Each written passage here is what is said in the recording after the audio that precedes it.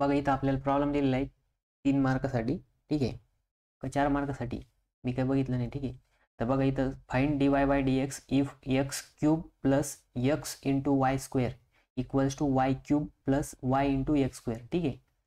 तर बघा मग आता आपल्याला याचं सोल्युशन फाइंड आउट करायचं. आपल्याला काय काढायचं आहे, dy बाय dx काढायचं. इथं काय दिलेलं आहे, x cube plus x y square equals to y cube plus y into x square. याला आपल्याला डिफरन्शिएट करायचं आहे. मग डिफरन्शिएट करायच्या आधी हे ऑब्झर्व करा, ठीक आहे. मग इथं काय आहे, एक्स क्यूब आहे, इथं काय एक्स वाय, म्हणजे इथं 3x आहे, इथं एक सिंगल एक्स आहे. त्याच्यानंतर ना इथं 3y, कारण की वायचं क्यूब दिलं आहे, आणि इथं काय दिलेलं आहे, सिंगल वाय दिलेलं आहे. मग तुम्ही एक कॉमन काढू शकता, ठीक आहे. मग इकडच्या बाजूला काय एक्स कॉमन घ्या. मग इथं एक्स जर असा कॉमन घेतला तर इथं काय राहणार, एक्स स्क्वेअर राहणार, प्लस इथला एक एक्स बाहेर गेला म्हणजे इथं काय होणार, वाय स्क्वेअर होणार.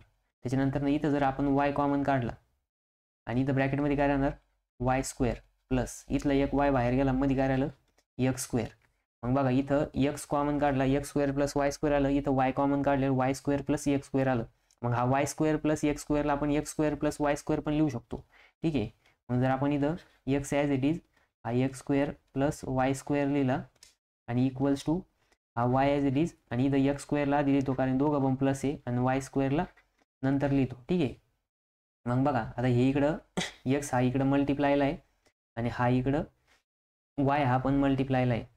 जर आपण याला रिअरेंज केलं, जर आपण हा एक्स ॲज इट इज ठेवला, इकडची साईड तशी ठेवली, x into x square plus y square equals to, आणि इथं बघा हा जो वाय आहे आपण ॲज इट इज ठेवला, एक मिनटं, हां आता बघा इथं हा वाय काय याला मल्टिप्लायला आहे, बरोबर, आणि ही टर्म काय याला मल्टिप्लायला आहे. मग इकडं जर हे पूर्ण टर्म जर मल्टिप्लायला असेल आणि तिला जर आपण इकडच्या साईडला आणलं काय होईल, ती डिवाइडला जाईल. काय होईल, डिवाइडला जाईल. ही पूर्ण टर्म काय होईल, या साईडला आल्यावर डिवाइडला येईल, ठीक आहे, कारण की ती इकडच्या बाजूला मल्टिप्लायला आहे. मग तिला इकडं आणा, मग इकडच्या साईडला आणल्यावर काय होईल, डिवाइडला येईल, ठीक आहे. मग आपण जर इथं डिवाइड केलं तर डिवाइडला कोणती टर्म येणार आहे, x square plus y square, आणि या साईडला कोण राहणार आहे, फक्त वाय राहणार आहे. कोण राहणार आहे, वाय. मग बघा इक्वल्स टू वाय. मग इथं बघा वरती पण x square plus y square आहे आणि खाली पण x square plus y square आहे.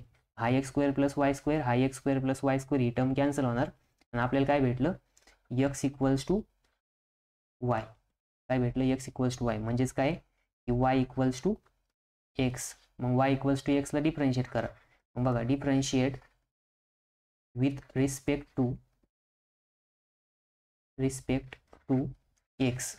मग इकडच्या बाजूला जर d by d x of y equals to d by d x of x, मग दोन्हीला डिफरन्शिएट केलं काय होईल, मग इकडे बघा इकडे येणार आहे d y by d x, आणि एक्सला with respect to x with respect to x जर डिफरन्शिएट केलं तर आन्सर काय येतं, 1 येतं, ठीक आहे. मग आपलं फायनल आन्सर काय आलं, 1 आलं. काय आलं, 1. बघा किती सिम्पल प्रॉब्लेम होता, फक्त फंक्शन मॉडिफाय करायचं होतं. कारण की इथं बघा d by d x of x काय येतं, 1 येतं, त्याच्यानुसार हे काय आलं, 1 आलं. एकदम सिम्पल प्रॉब्लेम होता बघा, 3 मार्कसाठी दिलेलं होतं.